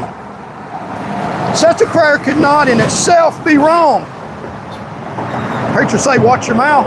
They need to tell David to shut the hell up. David, shut up. You're not supposed to say that. Well, he did. That's what I'm saying. What I'm saying, scriptural, biblical. You can preach against it all you want to. I'm not listening. I'm listening to God. I'm not Catholic. I can go straight to God, analyze the Bible as I see it, and as also great commentators have seen it. It's not bad to pray for justice and judgment on your enemies. Such a prayer could not in itself be wrong, for surely it cannot be proper for magistrates to pray that the wicked man escape, or that they may themselves fail in the very object for which they are appointed. So we can assume justly that we're going to win. We're on the winning side. You can post all the bad stuff you want. We're going to win this. We're going to win. When he shall be judged, let him be condemned, and let his prayer become a sin. They're going to be put on trial for this. In what manner or form, we don't know. But there's justice in the earth, and we can pray for it. That's our greatest weapon. And we'll also, in the future, going to talk a little bit more about CoreCivic and the innocent people in there that are being slaughtered by the dozens. And no one's saying anything about that because they're prisoners, but God loves prisoners. So let's see, we'll look at some of your comments. And if anybody wants to comment, while I'm looking, we'll read your comments straight. So, oh, my mama. Okay. It didn't even have power steering, bro. Wasn't maybe the only GMC without power? I don't know what you're talking about. What is he talking about? Talking about justice and judgment. And talking about you're mocking me. Thank you for helping. But you're not going to understand that. Some people do. If you understand what I'm saying, hit the like button. Don't even have power windows. It was a new one though. We were in a brown GMC 15. Wrong, it will never happen. I don't believe that. Was hidden by Charles Van Morgan. Okay, view deleted by Charles Van Morgan. View deleted, I don't know. Most pastors are working with the devil, government. Yeah. Some of them are, some of them are. If you tell the truth, you don't have to remember what you said. That's right. Hello, that's exactly right. Jesus was no criminal. No, he wasn't. That's right. Said hi. Hello. Hi, Bunny. Prixel, LMAO. Okay. Oh, okay. Said hi. I was 15 and driving the truck. No, you weren't. He pulled me over once and I had a cooler full of beer and my aunt took off with a dude on a Harley. I don't know what you're talking about. Hi, hello. Stephen, when was Jesus a criminal? Lip service, prayer, thank you. Isaiah 54:17. Imagine this guy in a cop's uniform pulling you over. Power tripper, I can smell him from here and work the prison system. 20 years I've worked with racist people. Thank you for your help. I mean, I just explained to you. So thank you. Put some more comments. Blazer 1 BBT try. Okay, God is with me and the dog too. I think God loves dogs. They call the truth or lie and the lie the truth. That's the generation we're at. Wake up, countryman. Amen, that's right. I feel pretty good though. I'm the blue cubicle of hell. Truth hurts when exposed. Never forget that Jesus was a criminal back in the days, like he said, was transpired in his time with transpiring our time upon them. I can't find a lawyer to sue anyone. Yeah, they're dirty as hell. See if there's any new comments. Been good, Lisa. My aunt left with a dude on a Harley. They let us go. Nobody died or went to jail. Okay, so y'all are telling your own stories on here. That's excellent, great. Anybody got a question for me? I'll be glad to answer it. Otherwise, we're gonna get the hell off here. Maybe back on here tomorrow. And I want to tell you one thing, two things, maybe three things. Euro and Travel, great show. Tom Pippin, my buddy, and his friend. Watch that show. They're on here all the time, working hard, putting out the truth. And agree with them about a lot of stuff. And also, we're going to be in court Thursday for Mr. David Toulis, who is fighting a court case for all of Tennesseans. And shout out to Mr. David Toulis. We're going to be there next Thursday, Lord willing, the creek don't rise, to broadcast live a YouTube video of him in Hamilton County Court in Tennessee, fighting for the rights of all Tennesseans in front of a judge representing us, the people, against the state government in Tennessee. We're going to film his testimony live. He's acting as his own lawyer. We're going to film that live in court. We requested from the judge permission to film the live court hearing, and we got a note back. We got a note back from the judge's office. We sent a Rule 30 request, and we got back a note from the judge's secretary that the judge said, okay, we can film live. So Thursday about 1 o'clock, we'll start broadcasting, maybe a little earlier, depending on if they'll let us bring a camera, walk into the hearing. They may not let us do that, but we're going to go live in the hearing with David Toulis, and he's going to represent mass populace of Tennesseans, and you'll hear the case, you'll hear his testimony representing you in court against the crooked state of Tennessee. And I've got so much paper in here I can't find the judge's permission, but she did give me permission. I'll take this with me to the hearing, so they'll let me bring my phone in. And here it is. Here it is right here. So, Judge Bennett said okay. So, Smith Charis, we sent her a Rule 30 request, and Judge Bennett said okay, a request to film live in the courtroom. David Toulis, pro se, representing himself in a case against the state to stop the insurance fraud on all of you, on him and all of Tennesseans. He's representing all of us in the insurance fraud scheme. He can't get an attorney to take it because the insurance fraud helps attorneys, because they want you to pay in buku bucks of insurance because it's their pot of gold at the end of the rainbow, because they get that money when they sue. And they want as much money in that pot as they can, so they're not going to represent somebody that's trying to limit the amount of money that's in their pot of gold, because it's not your pot of gold, it's their 33 1/3% pot of gold.